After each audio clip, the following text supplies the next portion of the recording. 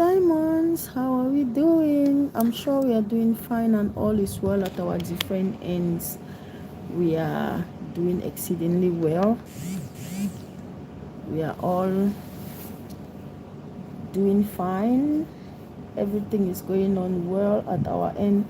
Like, I was supposed to deliver this story earlier than now, but I spent my whole night watching the WAFCON, right?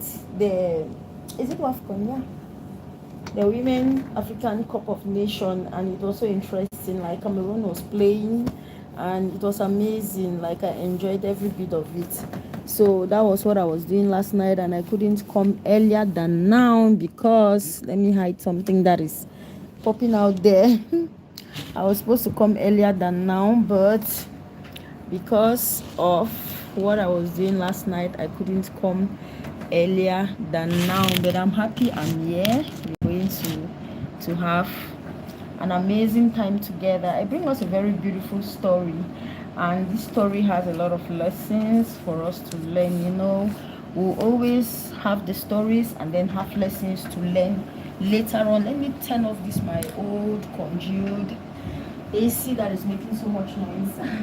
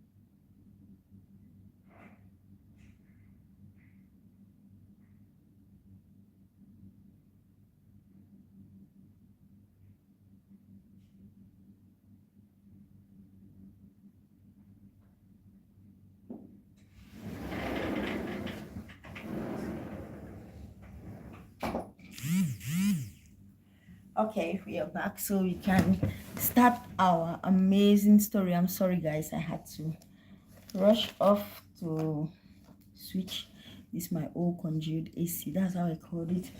I call it old congealed AC because it comes with a lot of noise. It's making so much noise. Okay, so let's go to our story.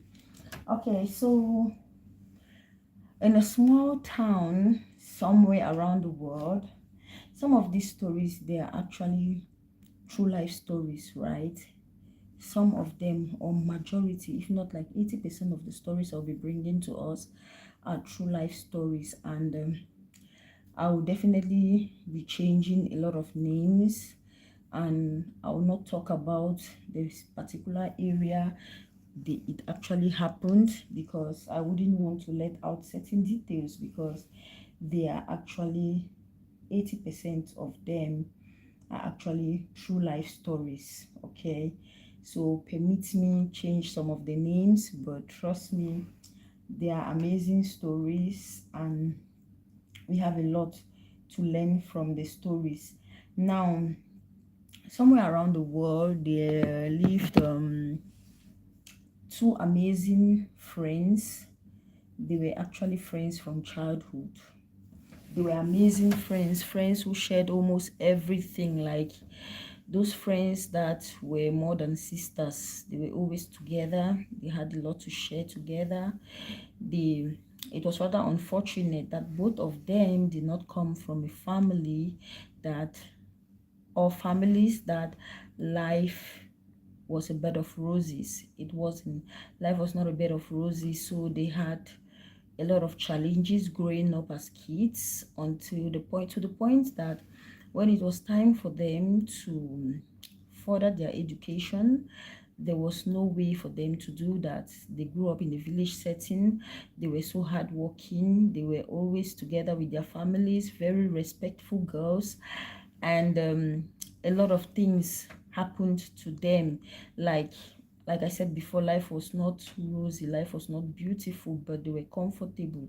They had more than enough to eat. They even had more to give out, and they were very, very fine. But when it came to the point of them going furthering their education to the university level, it became challenging. They could not do that because these girls, they were Glory, one of their names, they were Glory and Esther. So we had Glory and Esther. So now Glory was the type that was very, very pushful. You know, in most situations, you have two friends, you have two people. You always have the one that is quiet, reserved, and you have the social butterfly. You have the one that can jump from one end to the other without any stress, can do a lot of things without any stress. That was exactly how Glory was, and Esther was the composed one. She was just so quiet, always doing things in a composed manner, very reserved, very respectful. Both of them were actually very respectful. So now to further their education, they could not further their education, so they decided to hustle. And what was this hustle? They decided to get some fundings from their savings, some money from their savings, and start up a business, like selling in the market. So they had a very big space. They got a very big space in the village market, and they were selling food stuff. So they hustled for many years, and at one point, like, if I remember well, it was like 4 years after, they felt like they had made enough money. They are supporting their families very well. They were actually doing so well supporting their families.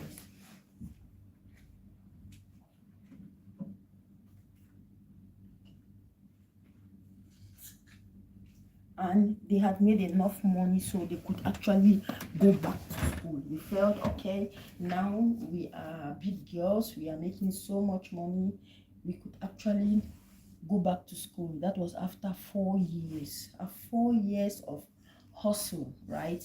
So they felt like they could go back to school and start go back to school and complete their education, like continue from where they stopped. So both of them went back to school. Now Esther decided to study law. Esther said she was going to be a lawyer, so she studied law, while Glory studied designing. She was into designing. Okay, she was into designing, like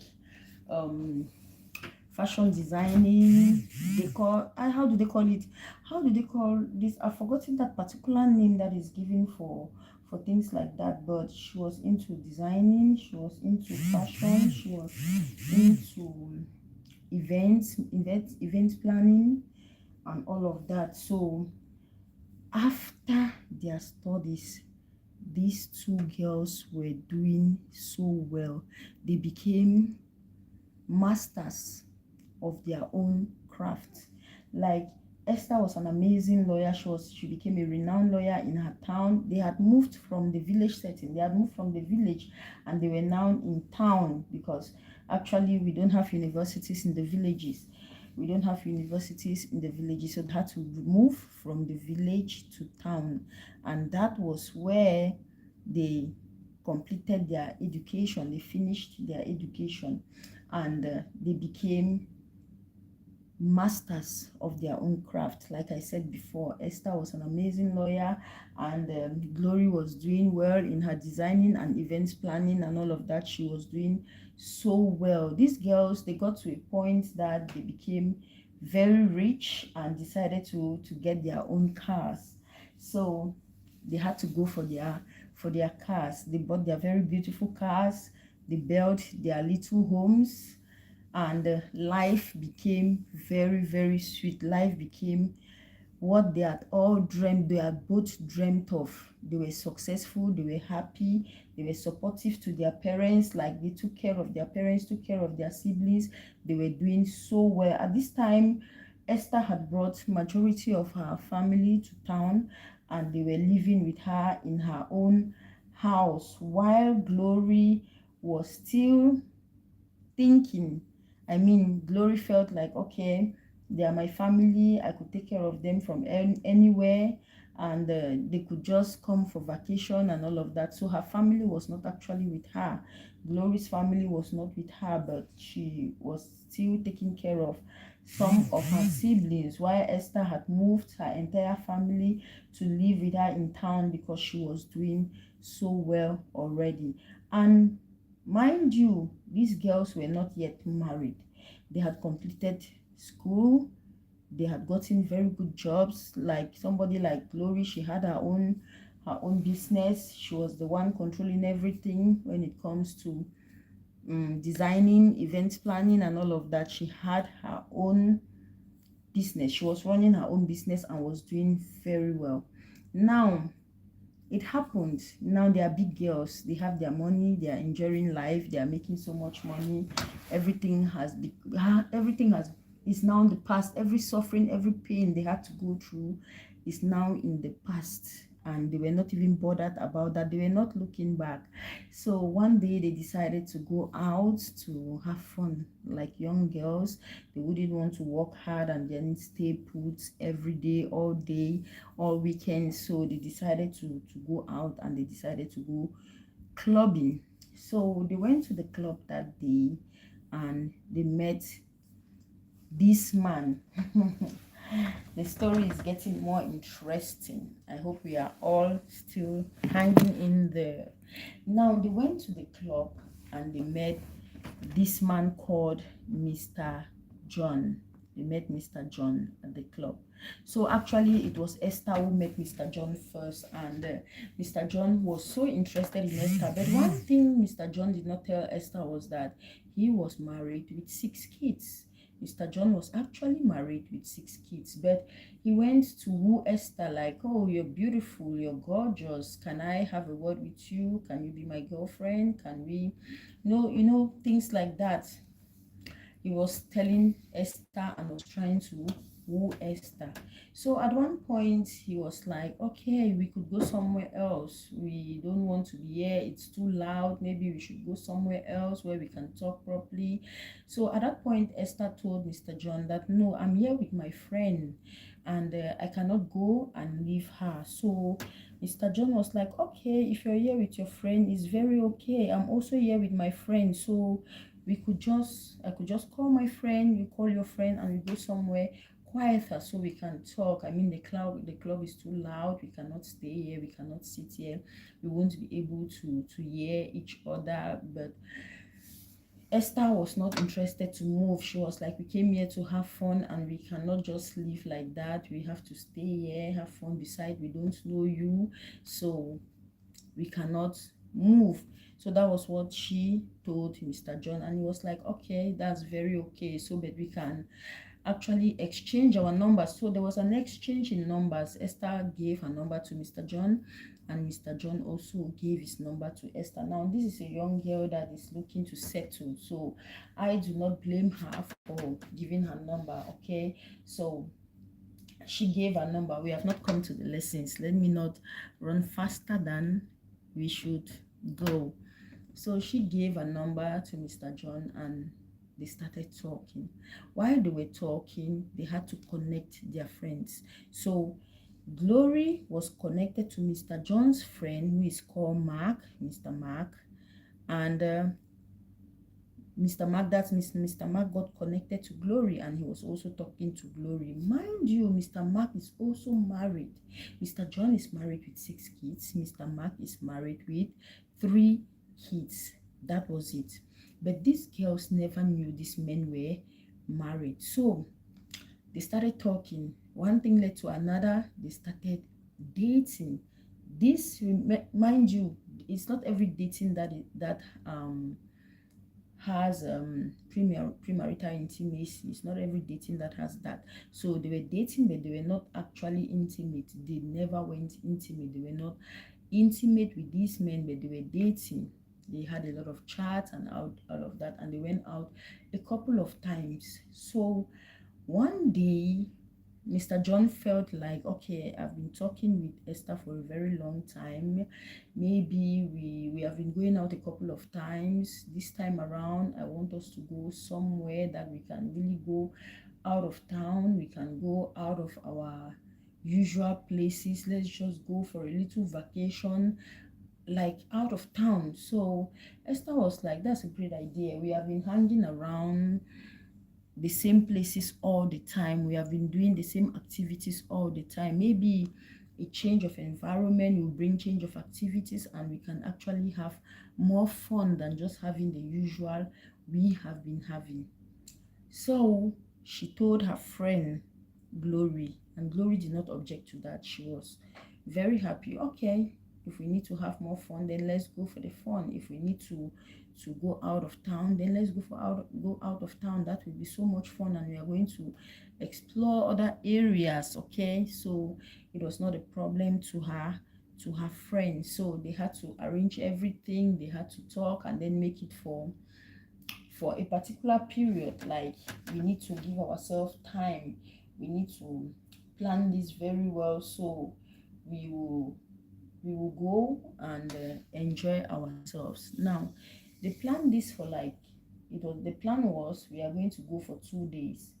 That was the plan. They are going to go for 2 days. So they'll be going out of town for 2 days to have fun, to enjoy themselves. And let me see, they'll be going out of town for 2 days to have fun, to enjoy themselves, and then come back to work. Obviously it was going to happen during the weekend, and a weekend that they are not going to be busy, a weekend that our fashion designer Glory, who is also into event planning, will not be busy, because we know event planners, they always have events to plan, they always have things to do. So we definitely have to plan it for a period, during a period where she'll be extremely free, and they had that period, they had that time. So they planned it and they got themselves ready. Now, mind you, these girls, both of them, they do have cars, right?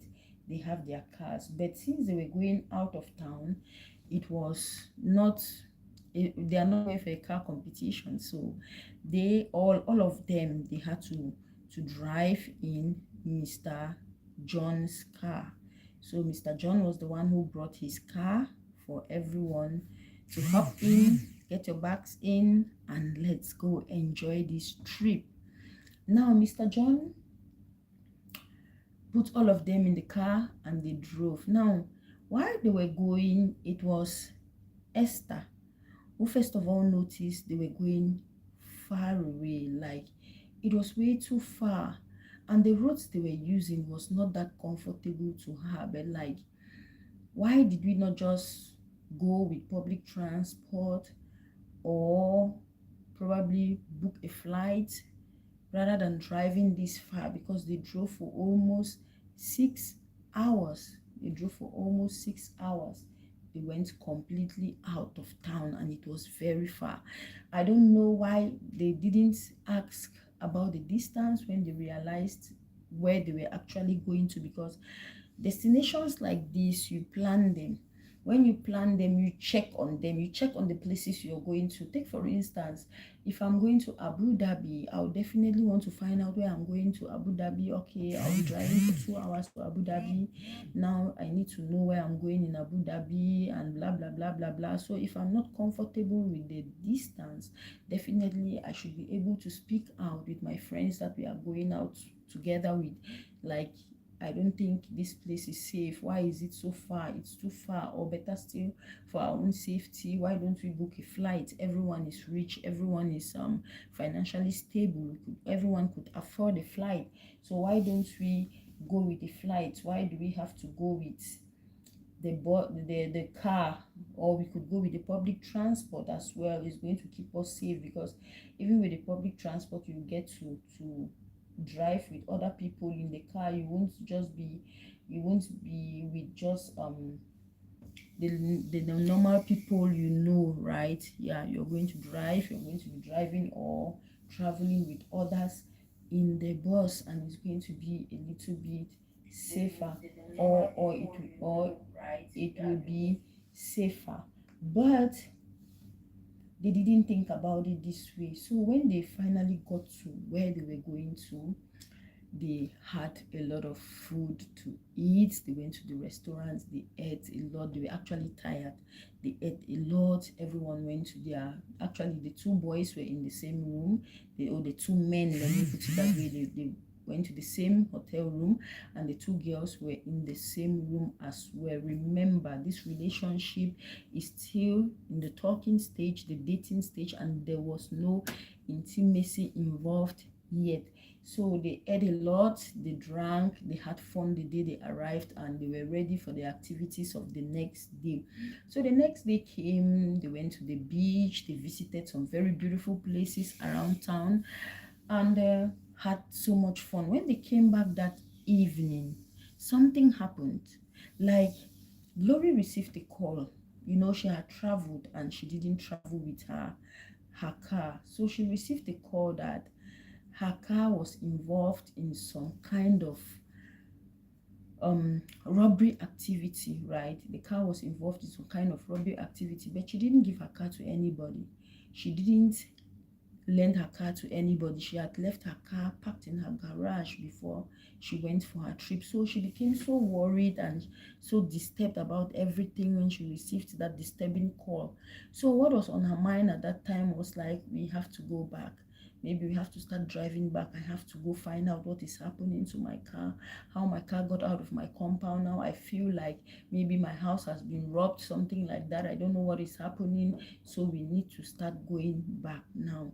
She talked to her man, who is supposed, how do they say it in English? I'm missing that word in English. So she talked to her man, Mark, and Mark had to talk to John, and Esther. She had already talked to her friend Esther. Esther understood everything. Everyone else understood everything but Mr. John. Mr. John was not, like, the whole situation did not sit well with him, because to him, they have spent just one day. They have the second day to spend before they have to go back.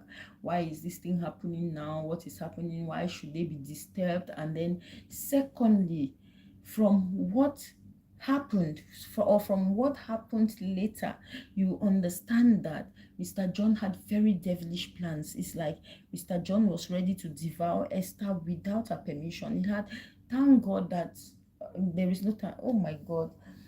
Like, the next part of the story is going to get you off your mind what is going to happen. So when Glory insisted and insisted, Mark had to convince Mr. John that they have to go back so that the lady can have a peace of mind. She can have a rest of mind. I mean, you're far away from home. Things are happening at your home. You don't even know what is happening. You don't know who is in your house. You don't know how they got there. You don't know how your car got out of your house to a robbery scene or whatever. You don't know anything. So she was seriously disturbed. So they had to go back. Though Mr. John was not happy about this arrangement, he was not happy at all. To him, he had spent a lot of money for them to just like call off the trip like that and start driving 6 hours back home.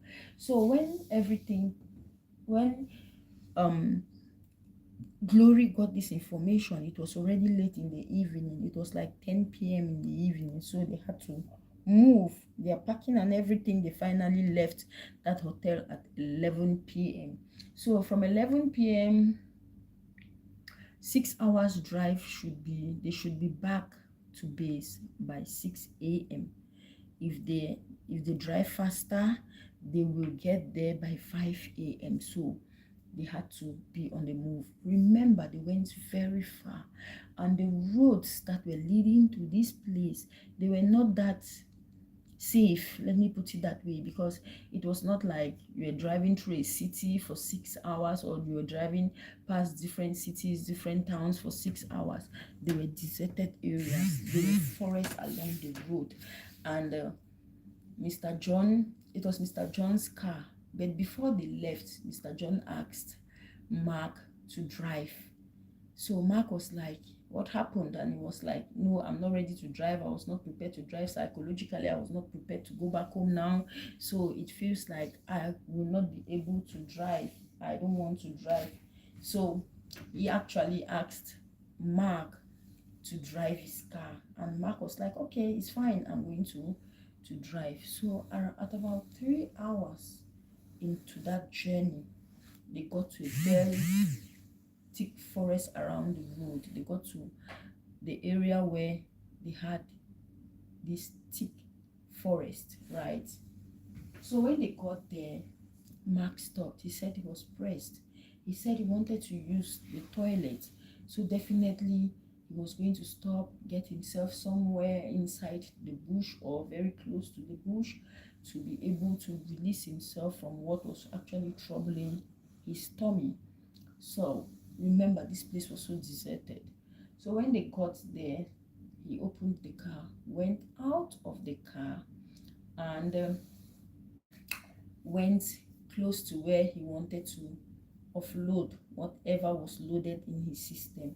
So when Mark had gone to where he was going to, he was busy doing what he was doing. Out of a sudden, he heard 2 gunshots. Whoa, whoa. He didn't understand what was happening. And he didn't even focus his attention towards the car because he was not expecting gunshots to come from the car. So he had to hurriedly finish up and run to the car with that speed. He was also scared. What is happening? Where are those gunshots coming from?